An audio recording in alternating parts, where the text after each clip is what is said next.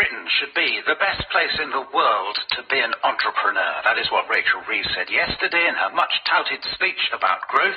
She painted a picture of a nation whose animal spirits are about to be unleashed by Labour. An example, the planning system, which had shocked her, she said. The lack of bold reform that we've seen over decades can be summed up by a £100 million bat tunnel built for HS2. An end to all that and a promise to go further, faster, and to do it now. And emblematic of the whole thing was, of course, the promise to build the third runway at Heathrow that the Prime Minister used to oppose. Rachel Reeves, the Chancellor, is here with me now. Good morning to you. Good morning.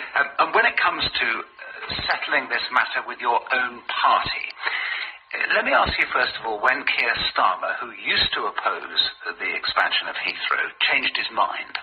So we last voted on this in Parliament about 6 years ago, but a lot has changed in the way that we fly since then. Engines have become much more efficient, and just at the beginning of this year, this government introduced the mandate for sustainable aviation fuel, which can reduce carbon emissions from flying by 70%. And of course, there's going to be much more progress on that in the years to come. And alongside the announcement yesterday about the third runway at Heathrow, we also committed to supporting the production of that sustainable aviation fuel in the UK, in places like Humberside, where I am today, and in Teesside as well. It is your case, is it, and Keir Starmer's case now, that sustainable aviation fuel and the advances made in it completely change all the arguments that used to be made about airport expansion?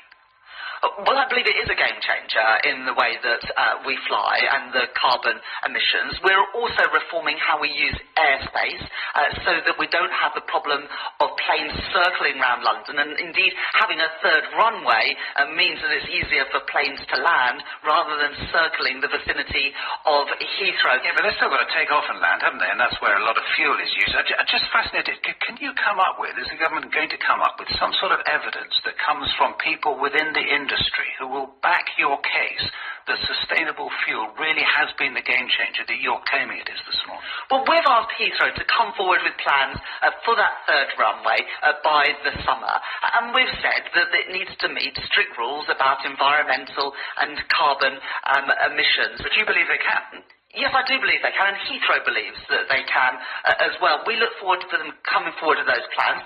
We want to crack on with this because we know the full benefits are realised when the planes are taking off and landing. So we've asked them to come forward by the summer, and we've said that we want by the end of this Parliament to have granted that planning permission, the development consent order, so we can get spades in the ground. To a lot of environmentalists, a very convenient thing that you suddenly discover that sustainable fuel is going to work, whereas only a few years ago, but the Prime Minister, Keir Starmer, and you indeed, were opposing airport expansion. I mean, you've got Keir Starmer saying congratulations to the climate campaigners. This is when they won their initial court case for Heathrow not to be expanded. No more important challenge than the climate emergency. That's why I voted against Heathrow expansion. You've got you in a local airport quite near here, Leeds, Bradford, saying a new terminal would significantly increase air and noise pollution in the area around the airport. The ongoing climate emergency, we need to invest in alternative carbon-friendly modes of transport. And suddenly you discover sustainable aircraft fuel, and all that's gone. And if Leeds Bradford came back with plans to expand, I would support those because I think that things have changed significantly in the last few years. And the Cabinet supports these plans. We've already, as a government, signed off expansion at Stansted and City Airport because we know that we need the economic growth, and we know that sustainable aviation and economic growth go hand in hand. But why was it that you didn't know that when you were making that objection yourself personally to the local airport? You just didn't know about sustainable fuel, or it hadn't happened then? Or what There's been huge progress in the last few years. I was at Rolls-Royce in Derby just a couple of years ago, seeing what they are doing, looking at how their engines are changing. We have put money into a revenue certainty mechanism to support the production of sustainable aviation fuel in this country. And only this month, for the first time ever, there's now a mandate for be using sustainable aviation fuel when flying, and that mandate increases over the next few years. But look, there's a bigger thing here. Well, before we get to the bigger thing, why is it, do you think, that Sir Sadiq Khan, the Mayor of London, is unconvinced by sustainable fuel? Has he just not seen the same information? Will he be convinced when he sees that information? Well, I've got huge respect for Sadiq, but on this, I disagree with him, and we as a government have to make decisions in the national interest. Can he stop this happening? No, there can be judicial reviews, but we are confident that this airport expansion will happen, that we will get the third runway built. And indeed, alongside the announcements yesterday, we are reforming the planning system to reduce the number of judicial reviews. That's the point, isn't it? But he said he thinks that he can go to law, and he thinks that there's still a chance of stopping it happening. Well, last time, you just referenced this, when it went through the courts, it was deemed to be compatible with the carbon budget. Now, that was a few years ago, but actually, I would argue that since then, sustainable aviation fuel and the efficiency of engines makes this a better proposition. Are you comfortable having this argument with a very important Labour politician, represents a big constituency within the Labour Party, not just a physical constituency in London? If he carries on with his opposition, is that something the government is comfortable with? We've got to, as a government, make big decisions in the national interest. And the problem is there's always a reason to say no to any infrastructure investment, whether it is a solar farm, a wind farm, a train line, a road, or an airport. Yeah. But with airports, it used to be the climate crisis, and now it's not. Well, I voted for Heathrow when it last came to Parliament, and obviously I support it now. Heathrow is our only hub airport. At the moment, we are losing market share to the airport in Amsterdam, Schiphol, and the airport in Frankfurt, because they are expanding whilst we are standing still. The last time we built a runway in this country was in the 1940s. If we carry on like this, we will lose that hub status. And of course, Michael O'Leary of Ryanair says we're not going to build it anytime soon anyway. We are going to build this, and I know there's a lot of cynicism because we haven't got things built in the country in the last few years. It's another way of putting it. It's given HS2 and all the rest. Well, exactly. But we're changing the way that the planning system works. You referenced in the introduction about the £100 million on a back tunnel. Yeah, we'll get to the back tunnels in a moment. Well, the creation of a nature restoration fund is to say, crack on and get the development built. You pay into a nature restoration fund so that things are still nature positive, but not in every particular site. Then for planning to be finished and for some spades to be in the ground at Heathrow. End of this Parliament. Right, so planning finished at the end of this Parliament, and you think the completion then could be, a decade after that? We think that we can get flights off within a decade, but it's up to Heathrow now to come forward with those proposals. But look, I want to go further and faster on delivering growth and getting stuff built in Britain. For too long, we've been in a slow lane of growth, and it's working people that pay the price. Yeah. Because living standards have gone backwards, we haven't had the money to invest in our schools and our hospitals. Economic growth is the number one mission of this government for a reason, because without growth, you can't make people better off, and you don't have the money to improve our public services. You made the point in your speech, and it was one that caused some eyebrows to raise. You said there was no trade-off between net zero and growth. I've been out with businesses in and around Hull. They are absolutely horrified by the price of energy. They say not only are energy prices high, much higher than they are in other industrialised countries, which they are, but also that the supply is threatened, partly because of the net zero, because of the intermittency of some supply to them. And they are warning that if you don't sort that out, all this stuff about growth won't work. When will electricity prices for industry come down? Well, we inherited, obviously, the high prices. And one of the things that we're doing as a government is investing in homegrown secure energy. So in just the first 6 months, we've signed off a number of projects to create that energy. New wind farms. We got rid of the moratorium on onshore wind. But that's why it's so expensive now, isn't it? Well, it's so expensive You now look at because what's we haven't happening been in making America. that investment. But hang on a second. What I think what a lot of the businesses are saying, do all of those things, but keep the gas stuff as well. Keep other forms of electricity, because that is what keeps prices down in the period while you are decarbonising. That's true. So the cheapest form of energy is onshore wind, but we haven't been able to build any in England over the last few years because the previous government had a moratorium. We've already signed off developments of onshore wind as well as solar farms, and there's huge potential with floating offshore wind. We are blessed in the UK with our geography, with the shallow coast in the North Sea, which makes it possible and feasible. But again, you've got to change the planning system, because at the moment it takes too long to get those grid connections. So the planning reform is also about ensuring we can get that homegrown. Is that the reason why our energy is so when businesses say, hang on a second, we can't grow at the moment, indeed we're contracting because of the price of energy and the potentially intermittent supply, your answer to that is, hold on, help is coming, the grid will be fixed. When? Well, when the planning bill is just about to start its passage through Parliament, but already in the first few months we've been signing off planning permissions.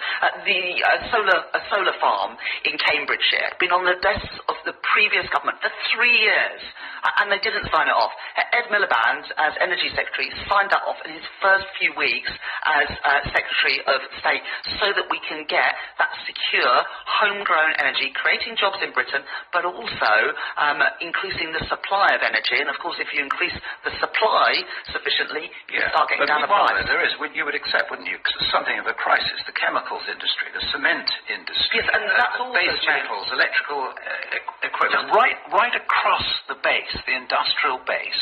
What companies are saying is, you want us to grow, but we can't specifically because of energy. We can't. We just can't do it because we are facing costs that nowhere else in the industrial world. Absolutely. Now, of course, energy prices have gone up all across Europe because Russia's invasion but ours are much higher. Of Ukraine. Ours are higher. But another thing that we've done as a government, at the end of last year, the Prime Minister, Ed Miliband and myself announced a joint venture with companies like BP and Equinor to invest in carbon capture and storage. That's incredibly important for the types of industries you've just mentioned, chemicals, ceramics, cement, steel. They are energy intensive. Carbon capture and storage can reduce the carbon emissions, and so therefore keep those companies going, and that investment is significant in places like Teesside and Merseyside, something again that's been talked about for over a decade. I remember when I first became an MP 14, 15 years ago, and people were talking about carbon capture. Previous government never put in the money, never got those projects off the ground. We now have that venture with BP and Equinor to deliver it. And businesses will hear that answer with interest, but I suppose the question they would want answered is this. All right then, when will all of this work bring our industrial energy prices roughly down to what other big industrialized countries have? I'm not going to put a date on that. But that's what we are doing, isn't it? Because without you putting a date on it, without you having a target to do that, businesses are really suffering and are unable to plan in all the ways that you want them to plan, and all that bullish talk yesterday. It just doesn't make sense to a company that is facing a bill that threatens its business.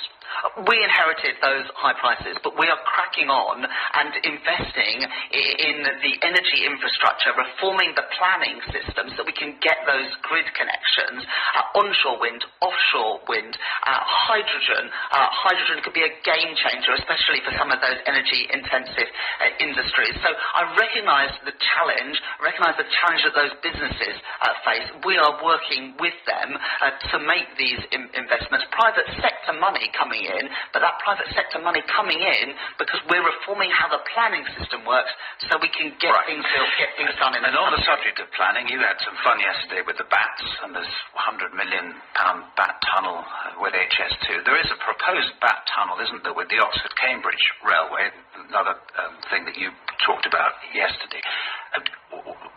When it comes to the decisions that have to be made about bats, about other wildlife, Are you saying that the balance has completely changed? So, for instance, with the Oxford-Cambridge Railway, if there is a problem with bats, which it seems that there is, that the same decisions cannot be made to increase the costs in order to save the bats? We need to make decisions differently. It's why Steve Reed, the Environment Secretary, has announced the creation of something called a Nature Restoration Fund. That means that around 150 house building projects can now get going that were previously blocked. And so the bats get it. Well, the Nature Restoration Fund means that developers pay into a fund that invests in nature restoration, but not necessarily in the place where the development is happening. So builders can get on and build, and that money can be used for nature restoration projects elsewhere. So the bats, if there are bats, and I think there are in the Oxford-Cambridge Railway, bats in a specific place in it, and you're saying those bats can be moved, are you? Because it does matter to a lot of people, doesn't it? And the wildlife of the country matters. They absolutely understand, but there are trade-offs. That's the point, isn't it? There are trade-offs, and the balance has gone too far in the direction of always protecting every bat and every newt, and as a result, the costs of infrastructure are significantly higher in the UK than pretty much any country around the world, because they do things differently, and we need to do things differently if we actually want to see the benefits of these projects. One of the reasons why HS2 is not going to go further than Birmingham is because the costs got out of control. Sure. Part of the reason they got out of control was because of things like £100 million on a bat tunnel. Yeah, so it's interesting. You're very plain about that. If Oxford-Cambridge Railway, if it goes ahead, when it goes ahead, there will not be tunnels to save bats. Other ways will be found. Other ways will be found. We cannot always allow the answer to be no to investments, because if the answer is always no about a train line, about a wind farm, about a solar farm, about an airport, we're just going to have, at the end of this Parliament, the same experience we've had the last 14 years, where growth has been lacklustre, living standards have gone backwards, and the waiting lists in our NHS go up. We've got to grow the economy. It's the number one mission of this government for a reason. We need growth to get living standards up, to get more money in people's pockets, and to have schools and hospitals we can be proud of again. Rachel Reeves, thank you very much. Thank you.